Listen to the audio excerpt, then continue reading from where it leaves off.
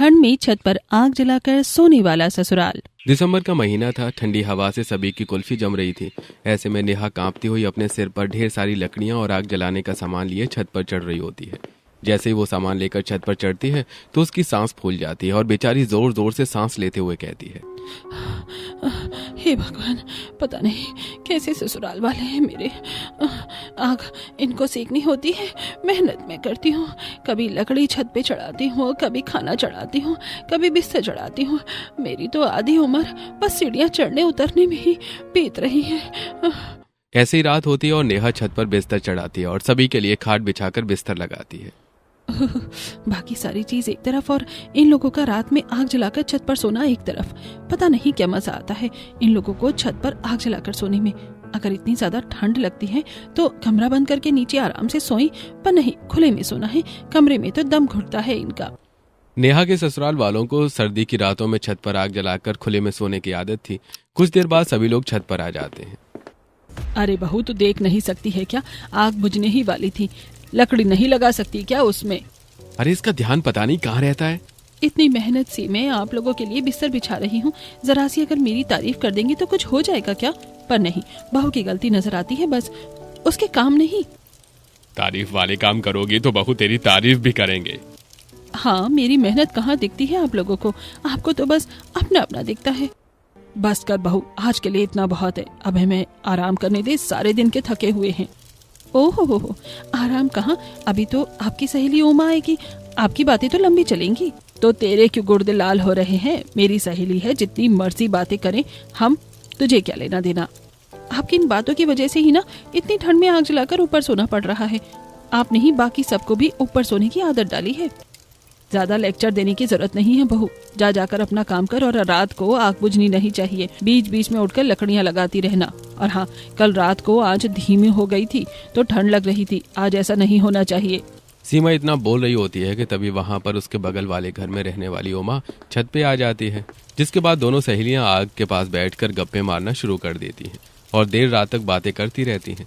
और नेहा सारी रात नींद में बार बार उठकर आग में लकड़ियां डालती रहती है। तब नींद में नेहा लकड़ी की जगह हाथ आग की तरफ कर देती है, लेकिन वो बच जाती है। मेरा हाथ जल जाता। अभी ये क्या हो गया? नींद इतनी आ रही है, सब लोग तो मजे से सो रहे हैं, मुझे आग में लकड़ी डालने के लिए चौकीदार रखा हुआ है। मैं बार बार अपनी गरम गरम रजाई में से निकलूं और इस आग में लकड़ियां डालूं? नहीं, मेरी जिंदगी में कब सुख शांति वाली नींद होगी? इतना कहकर नेहा वापस से जाकर रजाई में घुस जाती है। अगली सुबह जब नेहा छत की सफाई कर रही थी तभी उसकी सास नीचे से उसे आवाज देती है, अरे बहू, छत पर ही टंगी रहेगी या नीचे भी आएगी? खाना बना दे। तब नेहा ऊपर से चिल्लाकर कहती है, आ रही हूँ माँ जी, 1 मिनट सांस तो लेने दीजिए। बहू को पता नहीं इन्होंने रिची रिची वाली एरोना समझ रखा है, 1 मिनट में सारे काम कर दे बस। अरे वो भी रोबोट थी, लेकिन मैं तो इंसान हूँ। अरे आ जाएगी या फिर ऊपर ही गीत गाती रहेगी बहू? आ रही हूँ। नेहा जल्दी से नीचे पहुंचती है, तभी सीमा बोलती है, अब एक काम कर, जल्दी से खाना बना ले रसोई में जाकर, और मैं जा रही हूँ ऊपर, वहीं मेरा खाना ले आना। माँ जी, जब खाना नीचे बन रहा है तो आप खाना नीचे ही खा लो ना, बार बार ऊपर खाना लेकर मुझे क्यों बुलाती हैं? बहू, भारी ठंड में तेरा दिमाग जम गया है क्या? अरे इतनी ठंड में नीचे बैठकर कौन खाना खाएगा? सारे गांव के लोग छत पर बैठे हुए हैं, धूप सेक रहे हैं, आग जलाकर आग सेक रहे हैं, और तू मुझे बोल रही है कि नीचे बैठकर खाना खा लूं? तू तो यही चाहती है कि ठंड से मेरे प्राण निकल जाए। बस माँ जी, आपकी जुबान पर तो यही बात होती है, प्राण निकल जाएंगे, प्राण निकल जाएंगे। प्राण तो मेरे निकलेंगे एक दिन, आप लोगों के आग जलाने के चक्कर में। नेहा रसोई में जाती है और खाना बनाना शुरू कर देती है और सीमा छत पर जाकर अपनी पड़ोसन उमा से बात करना शुरू कर देती है।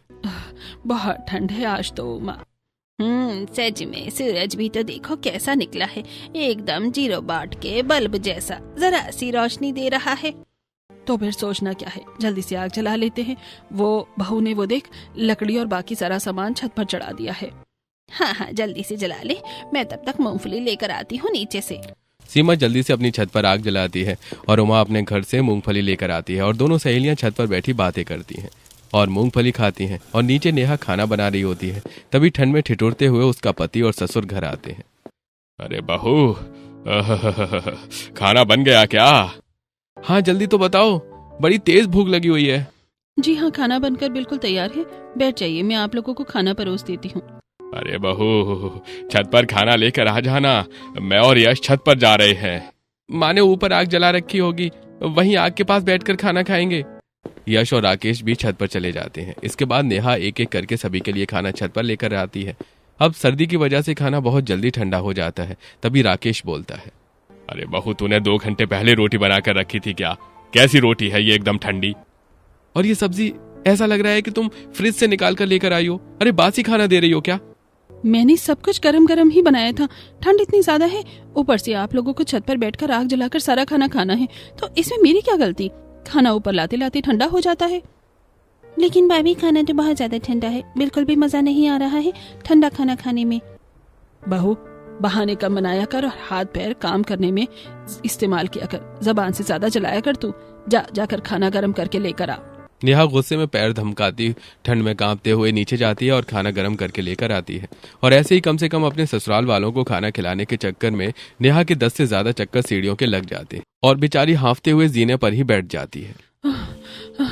जब से शादी करके इस घर में आई हूँ, मेरी तो बस फ्री में एक्सरसाइज हो रही है। लोग जिम जाते हैं बॉडी बनाने के लिए, लेकिन मैं तो घर पर ही बॉडी बना रही हूँ। कभी ऊपर कभी नीचे, सारा दिन रात यही चलता रहता है। नेहा नीचे जाती है और वापस से अपने कामों में लग जाती है। ऐसे ही एक दिन जब छत पर सीमा और उमा बात कर रहे होते हैं और वहीं नेहा अपना काम कर रही होती है। अरे, साल होने को आया है तेरी बहू का सीमा, लेकिन अभी तक कोई खुशखबरी नहीं दे रही। क्या पता क्या करती रहती है। आजकल की लड़कियों को ना अपने शरीर से प्यार है, इसलिए शादी के 3 साल तक बच्चा नहीं करते। वही तो, और फिर जब हम बूढ़े हो जाते हैं तो हमसे बच्चों की ठीक से देखभाल नहीं होती। फिर कहते हैं कि दादा दादी बच्चों को खिलाते नहीं हैं। अब कौन समझाए नाज की पीढ़ी को ही सही उम्र में माँ बनना कितना ज्यादा जरूरी है। सीमा और माँ की बातें सुनकर नेहा का खून खौल जाता है और नेहा गुस्से में पैर धमकाती उनके पास जाती है और कहती है, आप लोगों को क्या दिक्कत है? 1 साल ही हुए हैं ना, 10 साल तो नहीं हो गए हैं मेरी शादी को। जब देखो तब आप दोनों बस मेरी चुगली करती रहती हो या फिर मुझे ताने ही देती रहती हैं। देख ले सीमा, तेरी बहू की जुबान कैची से भी तेज चल रही है। यही संस्कार है इसके, वही अपना गंदा सा मुंह खोलकर कुछ भी बोल देती है। तो आप दोनों क्या कर रही हैं? सारा दिन तो मैं आप लोगों के लिए इतने सारे काम करती हूँ, ऊपर से ये जो आप रात को आग जलाकर छत पर सोते हैं ना, इस वजह से मेरे और मेरे पति की पर्सनल जिंदगी में भी आग लगी हुई है। काश कि आप दोनों इस बात को समझ पाए। जब आपकी खुद की बहू आएगी ना, तब आपको पता चलेगा। नेहा अपनी सास और उसकी सहेली को सुनाकर वहां से चली जाती है और नीचे जाकर झाड़ू लगाने लगती है। जैसे मैं घर में झाड़ू लगा रही हूँ, मेरे ससुराल वालों ने मेरे अरमानों पर झाड़ू लगा दिया है। क्या क्या सोचा था मैंने, लेकिन मेरी तो प्रिवेसी आग में जलकर राख हो गई है। ऊपर से मेरा पति भी कभी मेरा साथ नहीं देता, उसे भी सबका साथ देना है। अरे, मेरी पूरी रात काली हो जाती है। पूरी रात आग को देखने में ही ठीक से जल ही रही है या नहीं। जैसे तैसे नेहा घर का काम खत्म करती है और रात को जब सभी लोग आग जलाकर छत पर सोने की तैयारी कर रहे होते हैं, तभी सीमा एक प्लास्टिक का टुकड़ा उठाकर आग में डाल देती है, जिसके जलते ही बहुत ही गंदी बदबू और आने लगती है। ये प्लास्टिक क्यों डाल दी आपने आग में माँ जी? कितनी गंदी बदबू आ रही है इसमें से। अरे क्या हो गया, थोड़ी सी बदबू सहन कर ले। प्लास्टिक पिघलकर जब लकड़ियों पर गिरेगी ना, तो फिर इससे आज देर तक आग जलती रहेगी। आपकी इस देर से आग जलाने के चक्कर में सांस लेने में कितनी दिक्कत हो रही है, और ऊपर देखो कितना काला धुआं है। ये प्रदूषण भी कितना ज्यादा हो रहा है, जो ससुर जी के लिए अच्छा नहीं है। अरे तुम सिर्फ बकलोलबाजी कर सकती हो। माँ हमारा अच्छा सोच रही है, इसलिए उन्होंने प्लास्टिक डाला है। आग में क्यों बेवजह बहस कर रही हो तुम? हाँ बिल्कुल, एक तो मैंने आपका काम आसान कर दिया भाभी, ऊपर से आप माँ को ही बोल रही हो। अब आज रात को आपको कम उठना पड़ेगा आग चेक करने के लिए। आप लोग हर दिन आग जलाकर पहले ही इतना प्रदूषण फैला रहे हैं, और अब ऊपर से आप अपनी बातों को सही भी साबित कर रहे हैं। अरे बहू, सर्दियों में आग नहीं जलाएंगे तो क्या गर्मियों में आग जलाएंगे? और इतनी दुनिया जब पटाखे जलाती है, इतनी सारी गाड़ियां रोड पर हॉर्न बजाती हैं, शादी पार्टियों में डीजे बजाते हैं, तब प्रदूषण नहीं होता क्या? इस आग से ही सारा प्रदूषण हो रहा है। आप लोगों को तो कुछ भी समझाना ही बेकार है। जो करना है कर लीजिए। और ससुर जी, आप तो दूर हो जाइए। बोल रहे हैं क्या आपकी आपको अस्थमा की दिक्कत है? नेहा जल्दी से अपने ससुर को आग से थोड़ा दूर करती है और उनका अस्थमा का पंप लेकर आती है और लाकर राकेश को देती है, जिसके बाद राकेश को थोड़ा चैन की सांस आती है उनकी पीठ थपथपाकर। इसलिए कह रही थी कि प्लास्टिक मत जलाइए, ये हानिकारक होती है। कुछ नहीं हो रहा, ये जल भी गया और चिपक गया ये लकड़ी से। अब बस ये थोड़ी बहुत बदबू है, वो भी हवा के साथ गायब हो जाएगी, लेकिन आग देर तक चलेगी। वक्त गुजरता चला जाता है और थोड़े वक्त बाद उमा के बेटे प्रमोद की भी शादी हो जाती है और उसके घर पायल नाम की बहू आती है। अब जो समस्याएं पिछले 1 साल से नेहा झेल रही थी, वो सारी समस्याएं अब पायल को भी झेलनी पड़ती हैं। ऐसी एक शाम जब दोनों बहुएं ठंड में लकड़ियां लेकर जाती हैं तब। अरे कैसे अजीब लोग हैं ये बताओ, सर्दियों में ठंड में ऊपर छत पर आग जलाकर सो रहे हैं। अरे पूछो मत बहन, मैं तो इतनी ज्यादा परेशान हूँ कि क्या ही बताऊँ। मेरे तो पैरों में दर्द हो गया है। हाय, अभी तक शादी की थकावट ठीक से नहीं उतरी थी कि ये सीढ़ियों के चक्कर लगा लगा कर मेरी हालत खराब हो गई है। लेकिन इन लोगों को हम पर तरस थोड़ी ना आता है, हम तो मशीन हैं, इंसान थोड़ी ना है। ऐसे ही दोनों बहुएं अपनी अपनी सारी परेशानियां एक दूसरे से कहती हैं। वक्त गुजरता चला जाता है और एक दिन जब उमा और सीमा बाजार जा रही होती हैं, तभी उनकी एक पड़ोसन शांति उन्हें रोकते हुए बोलती है, हाँ राम, तुम दोनों को क्या हो गया है? क्यों, क्या हो गया? ऐसे क्यों बोल रही है शांति? राम राम, तुम दोनों का रंग कितना काला हो रहा है। चेहरे पर बूट पॉलिश लगाती हो क्या? क्या बात कर रही हो? अभी परसों ही तुम्हें ब्लीच फेशियल करवा कर आई हूँ और तुम बोल रही हो कि मैं काली लग रही हूँ। मुझे लगता है तुमने कोई एक्सपायरी ब्लीच कर ली है। अरे तुम दोनों का रंग तो ऐसा है जैसे किसी ने कोयल पर शकरकंदी को भून कर लिया हो। जाओ जाकर घर में ठीक से शीशे में देखकर अपना चेहरा पता करो। शांति की बात सुनकर सीमा और उमा दोनों जल्दी से घर जाती हैं और जल्दी जल्दी में उमा भी सीमा के घर में ही घुस जाती है और सीमा जल्दी से शीशे के आगे खड़ी होकर खुद को देखते हुए बोलती है, अरे सच में मैं तो काली होती जा रही हूँ। और मैं भी। हमने तो कभी गौर ही नहीं किया अपने आप पर, हम इतनी काली कैसे हो गए। और कैसे? ये जो आप सारा दिन सारी रात आग जलाकर सेकती है ना, उसकी वजह से काले हो रहे हैं आप। तो क्या करे, ठंड में ठिठुर कर मर जाए बहू। अरे अगर ठंड है तो हीटर जला लीजिए। हीटर नाम की भी तो चीज है जो बिजली से चलती है और आग जैसी गर्माहट भी देती है। हाय मेरी जान की तौबा, हीटर! अरे बिजली का बिल इतना बैठ जाएगा ना कि पूछ मत। इतनी बिजली हम साल में नहीं खर्च करते होंगे जितनी सिर्फ सर्दी में ही खर्च हो जाएगी हीटर जलाने से। उमा और सीमा की बातें सुनकर तो नेहा का दिमाग और भी घूम जाता है। अब जैसे जैसे सर्दी बढ़ने लगती है तो रात को छत पर ज्यादा आग जलाने की जरूरत पड़ती है और ऐसे में सर्दियों में ठीक से नेहा की नींद भी पूरी नहीं हो पाती और बार बार रजाई में से निकलकर आग में लकड़ी डालने की वजह से उसे सर्दी जुकाम होने लगता है। और एक सुबह, हे राम, मुझे सांस नहीं आ रहा, मेरी तो नाक भी जाम हो गई है। अरे क्या हो गया बहू, क्यों चीख चीख के पूरा घर हिला रही है तू सुबह से? हाँ बहू, जब तुझे पता है कि ठंड है तो अच्छे से गर्म कपड़े पहन कर रखा कर। अब छींक छींक के तू हर जगह वायरस फैला रही है। मुझे ये जुकाम ठंड की वजह से नहीं बल्कि आप लोगों की वजह से हुआ है। अरे कैसी बातें कर रही हो? हमने कौन सा तुम्हारी नाक में लाल मिर्च डाल दी है जो तुम हम पर इल्जाम लगा रही हो? रात में जो बार बार मैं गरम रजाई से निकलकर आग की लकड़ियां डालती हूँ ना, उठ कर उसी की वजह से मुझे सर्द गरम हुआ है और मेरी ये हालत हो गई है। तो गलती तेरी है, तुझे अच्छे से अपने आप को ढककर उठना चाहिए।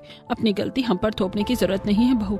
हम तो आग जलाएंगे तो मतलब जलाएंगे और तू इस घर की बहू है और हम जो कहेंगे तुझे वो करना पड़ेगा। जहाँ एक तरफ नेहा क्यों अपनी सास से बहस चल रही होती है तो वहीं ऐसे ही दूसरी तरफ पायल उमा से बोल रही होती है, मैं थक गई हूँ, मेरे बस की नहीं है ऊपर से लेकर नीचे तक सारा दिन चक्कर लगाना और रात को खुले में सोना। क्यों, तेरे पैर क्या कागज के बने हैं जो 2 चक्कर लगाते ही थक जाते हैं? आप तो एक बार छत पर चढ़ जाती हैं तो सीधा बस जब आपको वॉशरूम जाना होता है ना तभी नीचे आती हैं, उसके अलावा आप नीचे आती भी नहीं हैं। तू क्या चाहती है? अब खुले में ही शौच करना शुरू कर दूं? बहू तो कैसी बातें कर रही है। तू नहीं चाहती कि गांव में तेरी सास की कोई इज्जत रहे? अरे मैं क्या बोल रही हूँ और आप क्या बोल रही हैं? मैं ये कहना चाहती हूँ कि सर्दियों में छत पर आग जलाकर सोना बंद कर दीजिए।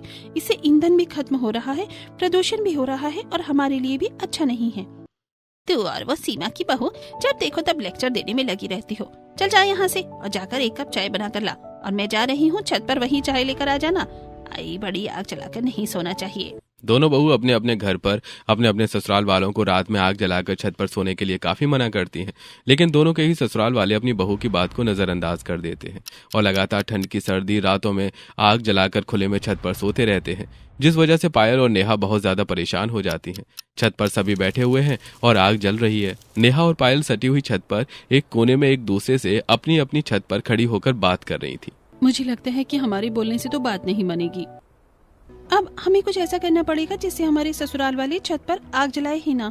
लेकिन हम करेंगे क्या, वो तो बताओ। मेरे पास 2-4 आइडिया है, हम वो अपना कर देख लेते हैं। अब ऐसे ही अगले दिन नेहा सबके उठने से पहले अपने घर में जमा सारा ईंधन एक जगह पर छुपा देती है और ऐसे ही सभी लोग उठते हैं और देखते हैं कि आग धीमी हो रही है। तब अरे पायल, लकड़ियाँ लेकर आ, आग बुझने वाली है। लकड़ियाँ खत्म हो गई हैं आग जलाने के लिए, नीचे आ जाइए आप सभी लोग। लकड़ियाँ खत्म हो गई? अरे लेकिन मैं तो कितनी सारी लकड़ियाँ लेकर आया था। अब खत्म हो गई तो मैं क्या करूँ? आप लोग आग ही इतनी ज्यादा जलाते हैं, सारी रात आग जलेगी तो लकड़ी है तो खत्म होगी ही। ओह नो, सारा मजा खराब हो गया। नेहा की बात सुनकर सभी लोग बहुत ज्यादा परेशान हो जाते हैं। तभी यश जल्दी से नीचे जाता है और सीमा भी उसके पीछे पीछे छत से नीचे आ जाती है। तभी यश स्टोर रूम में से बहुत सारे सीमेंट के खाली कट्टे निकाल कर ले आता है। लकड़ियां नहीं है तो क्या हुआ, हम ये जला लेंगे। ये कट्टा एक बार जल गया ना तो काफी देर तक जलता रहेगा और आग भी देगा। वाह बेटा, क्या दिमाग लगाया है, सच में बिल्कुल अपनी माँ पर गया है तू। दोनों माँ बेटा छत पर जाते हैं और कट्टा जलाकर आग सेकने लगते हैं। वहीं दूसरी तरफ पायल। माँ जी अपने हाथ देखो तो जरा। क्या हो गया मेरे हाथों को? ठीक ठाक तो हैं बहू। अरे ये कितने बेजान और रूखे सूखे हो गए हैं। आप चेहरे से कितनी जवान लगती हैं, लेकिन हाथों से तो आप 60 साल की बुढ़िया लग रही हैं। क्या बकवास कर रही है तू बहू? ठीक ठाक तो है मेरे हाथ। अरे कहाँ ठीक है, देखिए आग जलाने की वजह से और उसके पास बैठने की वजह से जैसे आपका रंग काला हो गया है ना, वैसे ही आपके हाथ कितने बेजान हो गए हैं। मेरी मानिए तो अब आग जलाना बंद कर दीजिए, हम लोगों को नीचे सोना चाहिए। मुद्दे की बात तो ये है बहू, तो घुमा फिरा कर ये बोलना चाहती है कि हम लोगों को नीचे सोना चाहिए। बिल्कुल, कहना तो मैं यही चाहती हूँ माँ जी। तो तेरी कोशिश बेकार है बहू, ये नहीं हो सकता तो तू यहाँ से चली जा, वही बेहतर है। ऐसी दोनों बहू कभी सोशल मीडिया के जरिए तो कभी प्रकृति के बहुत सारे उदाहरण देकर अपने अपने ससुराल वालों को रात में आग जलाकर छत पर सोने के लिए मना करती हैं। लेकिन इन दोनों के ही ससुराल वाले अपनी इस आदत से टस से मस नहीं होते हैं। अरे तुम चाहे जितना मर्जी जोर लगा लो नेहा, लेकिन हम सोएंगे तो छत पर ही सोएंगे। और नहीं तो क्या, पिछले 10-15 दिन से हम सब नोटिस कर रहे हैं तुम कुछ ज्यादा ही इशू बना रही हो रात में आग जलाकर छत पर सोने का। क्योंकि मेरी बात सही है इसलिए मैं आप लोगों को समझा रही हूँ। अरे मेरा नहीं तो कम से कम ससुर जी का ही सोच लीजिए। नेहा सभी से काफी बहस करती है लेकिन कोई भी उसकी बात नहीं मानता है। ऐसे ही धुएं की वजह से अब राकेश को बहुत ज्यादा खांसी होने लगती है, जिस वजह से उसे सांस लेने में काफी दिक्कत होती है। नेहा और यश जल्दी से राकेश को लेकर अस्पताल पहुंचते हैं, जहां डॉक्टर बोलते हैं, हमने आपको कितनी बार मना किया है कि आप अपना ख्याल रखिए। आपको धुएं से, घुटन से, इन सारी चीजों से दूर रहना है ताकि आपको सांस लेने में दिक्कत ना हो। आपको ताजी शुद्ध हवा लेनी है। सारा दिन तो डॉक्टर साहब ही आग सेकते रहते हैं और अशुद्ध हवा में बैठे रहते हैं। आग सेकते हैं? ये आपके लिए अच्छा नहीं है क्योंकि आपको अस्थमा की शिकायत है और जैसा कि आपकी बहू बता रही है कि आप सारा दिन आग सेकते हैं, इसी वजह से आपके अस्थमा की दिक्कत ज्यादा बढ़ रही है।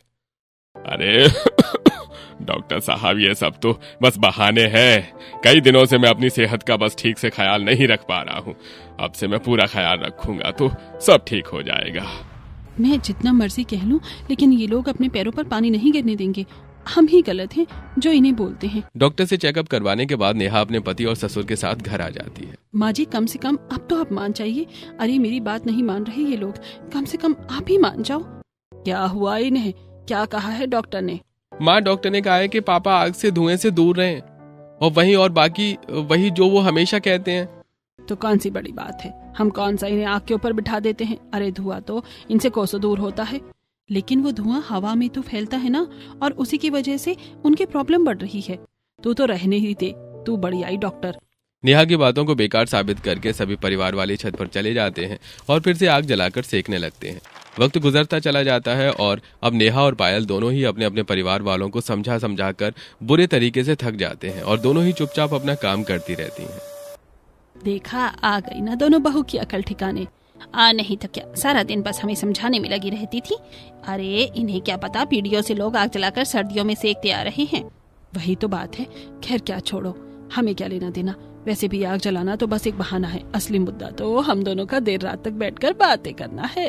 तभी वहाँ पर नेहा आ जाती है और अपनी सास पर गुस्सा होते हुए बोलती है, अगर आपको बात ही करनी है तो आराम से कमरे में बैठकर बात कीजिए ना, हीटर चलाकर बात कर लीजिए। धूप में बैठकर भी तो आप लोग बात करती हैं। अरे रात को आपको ऐसी कौन सी बातें करनी है जो आग जलाकर होती हैं?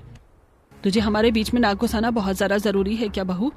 हाँ, जब दो बड़े बात कर रहे हो ना बहू, तो छोटों को बीच में नहीं बोलना चाहिए। तेरे परिवार वालों ने सिखाया नहीं है क्या?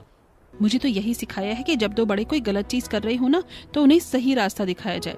तू जाकर अपना रास्ता नाप बहू, हमें मत सिखा कि हमें क्या करना है और क्या नहीं। नेहा वहाँ से चली जाती है और एक कोने में जाकर मुंह फुलाकर बैठ जाती है और खुद से बोलती है, एक दिन इन लोगों को इस साल की वजह से ऐसा नुकसान होगा ना कि जिंदगी भर याद रखेंगे। तभी नहीं पता चलेगा कि रात में आग जलाकर सोना कितना ज्यादा खतरनाक होता है। ऐसे ही एक रात ठंड बहुत ज्यादा होती है और साथ में सर्द हवाएं भी चल रही होती हैं। बहू आज ना ठंड ज्यादा है, तो एक काम कर, खाट थोड़ा आग के पास करके बिछा ले। आप कही तो सबकी खाट के नीचे ही आग लगा दूं, गरम गरम लगेगा सब। तुम्हें हर बात पर माँ को उल्टा जवाब देना जरूरी है क्या? माँ जैसा कह रही है वैसा कर दो ना। हाँ भाभी, आप ज्यादा एक्स्ट्रा मत बोला करो। हाँ ठीक है, सबका बिस्तर मैं आज थोड़ा आग के नजदीक करके लगा दूंगी। खुश? नेहा अपनी सास के कहने पर सभी का बिस्तर आग के थोड़ा पास करके लगा देती है ताकि सभी को ज्यादा गर्माहट मिल सके। ऐसी रात में नेहा उठती है और आग में और ज्यादा लकड़ियां रख देती है। तभी एक बड़ी सी लकड़ी जलकर चटकती है और उसमें से एक मोटा सा कोयला निकलकर सीमा की रजाई पर जा गिरता है, जो कि खाट से नीचे लटक रही थी। धीरे धीरे रजाई आग पकड़ लेती है और अचानक ही नेहा को बदबू आती है। ये कैसी बदबू आ रही है? ऐसा लग रहा है जैसे कि कुछ जल रहा है, पर मैंने तो आग में लकड़ी लगाई थी और ये तो कपड़ा जलने की महक है। नेहा एकदम से उठती है। कपड़ा जल रहा है? कहाँ आग लगी है? कहाँ आग लगी है? माँ जी की रजाई में आग लगी है। माँ जी उठो, आपकी रजाई में आग लगी है। अरे सब उठो, जल्दी से उठो। नेहा के शोर मचाते ही जल्दी से सभी लोग उठ खड़े होते हैं और सीमा रजाई में लगी आग देखकर घबरा जाती है और जल्दीबाजी में रजाई को खुद से उतारते हुए उसका हाथ भी जल जाता है। राकेश, यश और प्रमोद जल्दी से पानी की बाल्टियां लेकर आते हैं और रजाई पर डालकर आग बुझा देते हैं। हाय, मेरी तो जान ही निकल गई थी। अगर सही समय पर बहू ना उठती तो मैं तो पूरी की पूरी रजाई की तरह ही जल जाती। क्या करती फिर? अरे शुक्र मना अपनी बहू का, उसने तो तेरी जान बचा ली, वरना तो पता नहीं क्या से क्या हो जाता आज। अब इन सब के बाद अब आप लोग सबक ले लीजिए। कैसा सबक भाभी? अब आप क्या बोल रही हैं? सबक ये है कि हम लोगों को ऐसे छत पर आग जलाकर नहीं सोना चाहिए। ये हमारे लिए अच्छा नहीं है। सर्दियों में ठंड होने पर भी हम आग जलाते हैं, लेकिन कभी कभी आग जलाना और शरीर को गर्माहट देना अच्छी बात है। लेकिन हर दिन ऐसी आग जलाकर प्रकृति को नुकसान पहुंचाने के साथ साथ खुद की सेहत और जान के साथ भी खिलवाड़ है। अरे भगवान न करे कि आज अगर कोई बड़ी अनहोनी हो जाती तो क्या होता, बस पूछो मत। बात तो सही है दोनों बहू की वैसे, लेकिन हम करें तो क्या करें? क्या हमें हीटर जलाकर कमरा बंद करके नींद नहीं आती है? कमरे में बहुत ज्यादा सफोकेशन हो जाता है। तो हम कोयलों का सहारा ले सकते हैं। अच्छे से कोयलों को सुलगाकर हम उन्हें एक तसले में डालकर कमरे में रख सकते हैं, जिससे कमरे में गर्माहट बहुत ज्यादा भी नहीं होगी और बहुत कम भी नहीं होगी और हम आराम से सो भी सकते हैं। और उसका तो धुआं भी नहीं होगा, और धुआं नहीं होगा तो फिर मुझे खांसी भी नहीं आएगी और मेरे अस्थमा पर भी कोई बुरा असर नहीं पड़ेगा। बिल्कुल सही अंकल जी। तो अब हम आप सब लोगों के हाथ जोड़कर विनती करते हैं, भगवान के लिए सर्दियों की रातों में छत पर आग जलाकर सोना बंद कर दीजिए। और मम्मी जी, आंटी जी, सिर्फ आप दोनों की बातों के चक्कर में पता नहीं क्या हो जाता। आप दोनों पूरा दिन एक दूसरे के साथ बैठकर बात कर सकती हैं, लेकिन रात को तो चैन से सो सकते हैं। ठीक है बेटा, आगे से ऐसा नहीं होगा। बिल्कुल, हमें इतना बड़ा रिस्क नहीं लेना। अपने ससुराल वालों की बात सुनकर पायल और नेहा एक दूसरे की तरफ देखकर मुस्कुराती हैं और आखिरकार इस हादसे के बाद से सभी की अकल ठिकाने आ जाती है और अब सभी लोग कोयले की गर्माहट का सहारा लेकर छत पर ना सोकर अपने अपने कमरे में आराम से रजाई के अंदर सोते हैं।